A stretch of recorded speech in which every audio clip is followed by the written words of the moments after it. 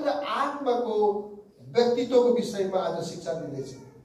The personality of Holi spirit, एउटा व्यक्तिमा हुने गुण चाहिँ पवित्र आत्मामा छ। यसकारणले गर्दा प्रभुको महान दास पास्टर बेनिङले लेखेको एउटा किताब मैले पढ्दै थियो, गुड मर्निङ होली स्पिरिट।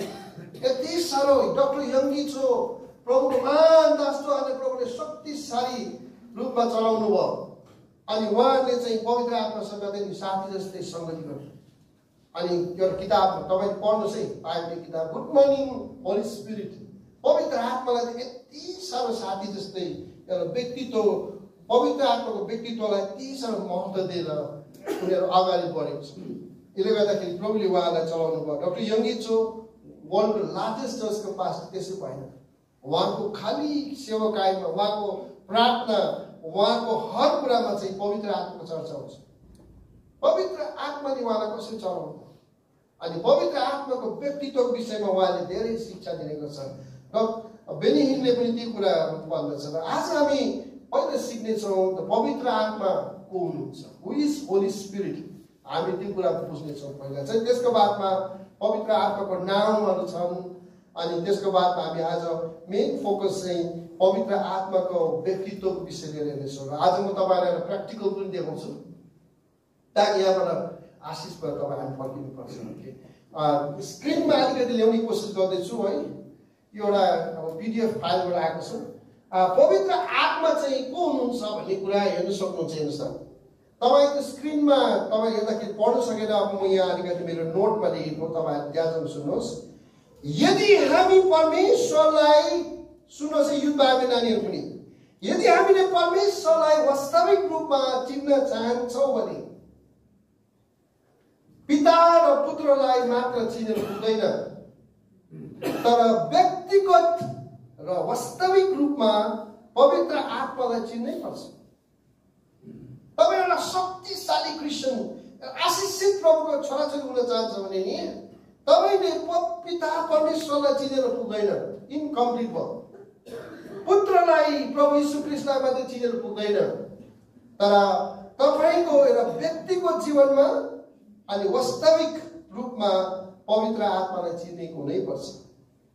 मैले मेरो नोटमा लेखेको छु, सारा संसारमा परमेश्वर एक हुनुहुन्छ, हामीले त्रिएक परमेश्वर मान्छौँ, र तर तीन भिन्न व्यक्तिहरूको रूपमा परिचित हुनुहुन्छ। हाम्रो परमेश्वर चाहिँ त्रिएक परमेश्वर चाहिँ त्रिएक परमेश्वर चाहिँ तीन व्यक्तित्वमा हुनुहुन्छ, उहाँलाई परिचित छ। पिता परमेश्वर एउटा व्यक्तित्वमा हुनुहुन्छ। ख्रीष्ट येशू त मानव चोला लिएर जन्मिनुमा उहाँको आफ्नै व्यक्तित्व छ। तर हामी याद गर्नुहोस्, पवित्र आत्मामा पनि व्यक्तित्व पाउँदछ।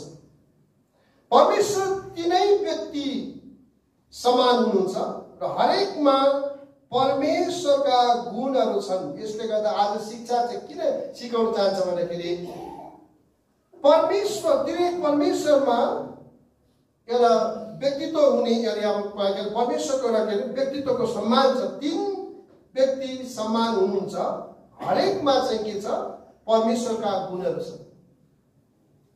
तपाईँले पिता परमेश्वर भन्नुहुन्छ भने नि, पुत्र परमेश्वर भन्नुहुन्छ भने नि, पवित्र आत्मा पनि के हुनुहुन्छ?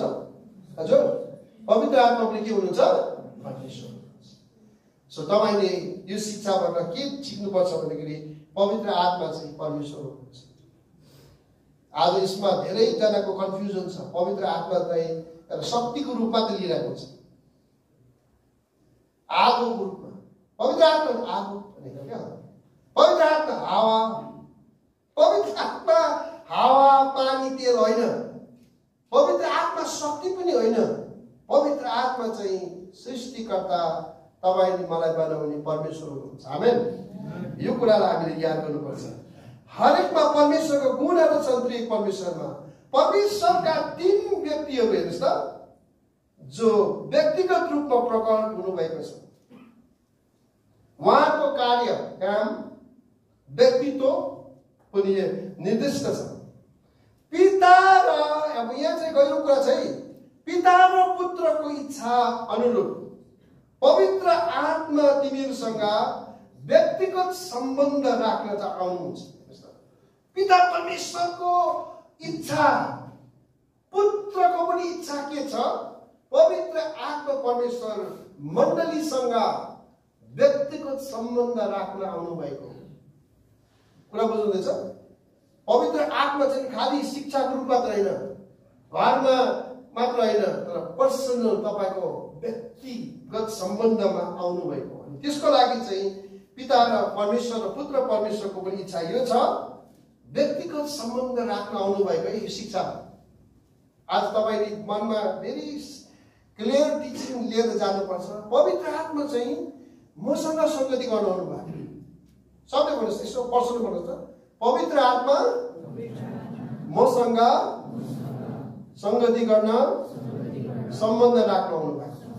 भनेपछि आज धेरैचोटि पवित्र आत्मा भनेपछि चर्च झुन्डा सम्झिन्छ, वास्तविक त्यो होइन। पवित्र आत्मा पर्सनल, तपाईको, इट्स योर्स। तपाईसँग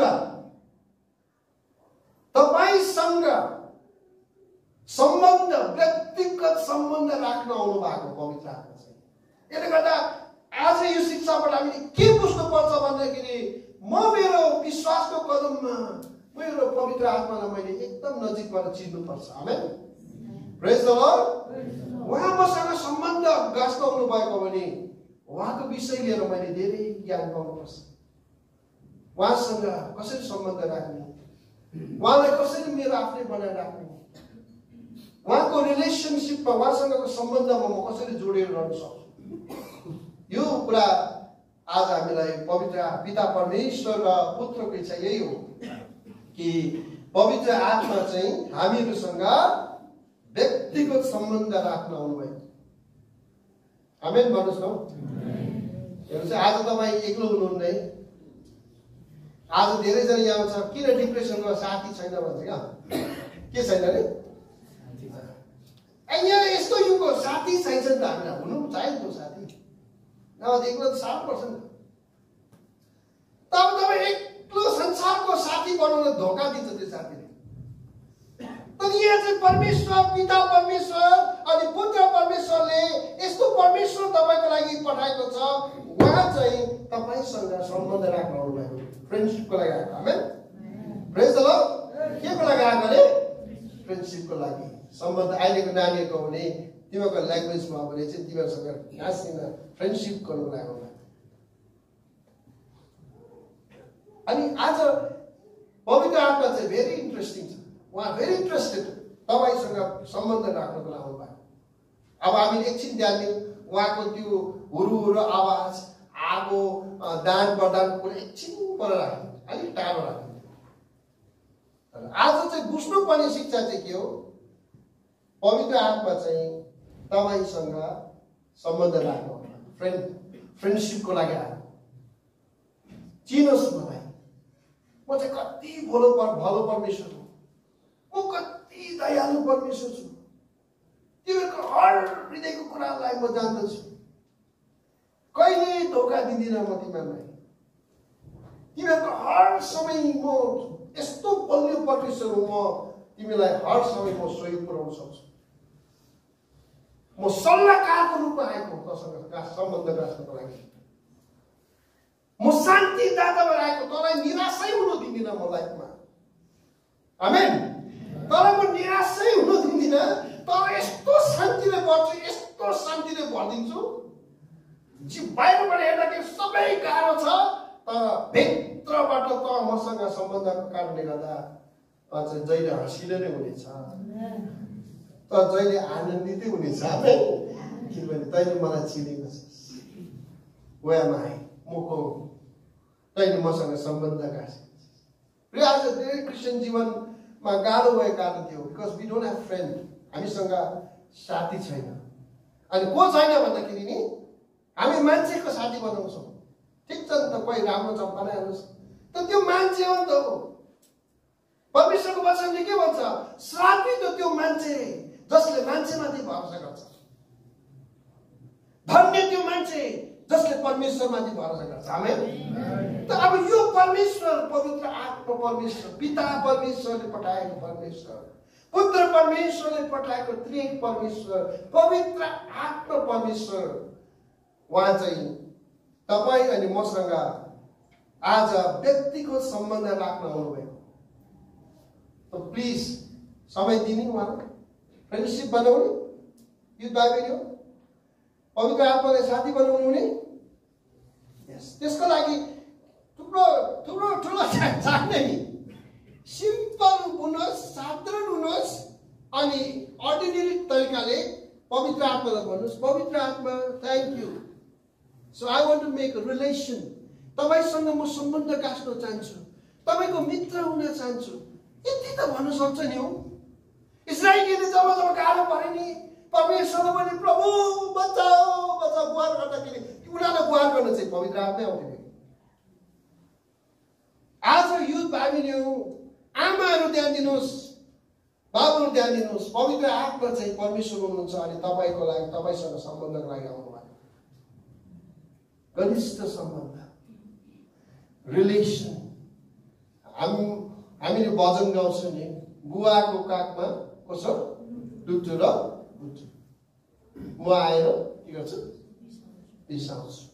त्यो बुवा, त्यो पवित्र आत्मा यत्रो गाह्रो हाम्रो लागि पठिरहेको छ। आइज कम, हताश गर्दैछस्, तँलाई निराश हुँदैछ, तँलाई दुःख पर्दैछ, एक्लो छस्, कम आइज मसँग सम्बन्ध गाँस। तैँले चाल पाउनेछस्, तैँले टेस्ट गर्नेछ, म अर्कै हुँ। तैँले जीवनमा उन्नति र शक्तिले भर्दैन भने हेर्नुहोस्, तैँले उफ्रिनेछस्, नयाँ नवीन सामर्थ्य पाएर त उफ्रिनेछस्, किनभने त मसँग कनेक्ट हुन थालेको छ। आमेन, प्रेज द लर्ड। सही हो, यो पवित्र आत्मा परमेश्वर, उहाँ परमेश्वर हुनुहुन्छ, ही इज गॉड। अनि उहाँ चाहिँ तपाईँ अनि मसँग सम्बन्ध गाँच्न आउनुभएको। आज म पर्सनल कुरा गर्दैछु है। आज तपाईँ यहाँ श्वेता बहिनी, तपाईँसँग पवित्र आत्मा सम्बन्ध गाँच्न आउनुभएको।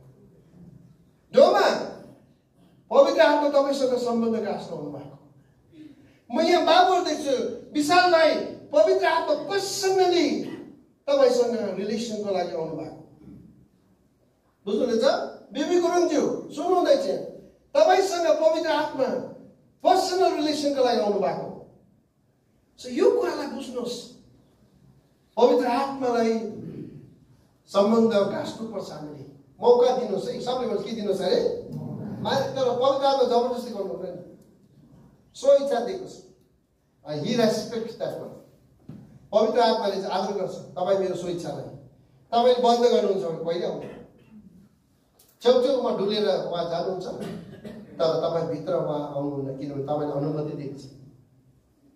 तर तपाईँ अनुमति दिनुहुन्छ, गिनगिनाउनुहुन्छ, प्रभुको अगाडि रोज्छ, पश्चाताप गर्छ, प्रार्थना गर्छ अनि भन्छ प्रभु म हरेस खाइसकेँ, म थाकिसकेँ प्रभु, प्रभु I'm alone, my close to, I need your relation। तपाईसँग म सम्बन्ध चाहेको छु मलाई।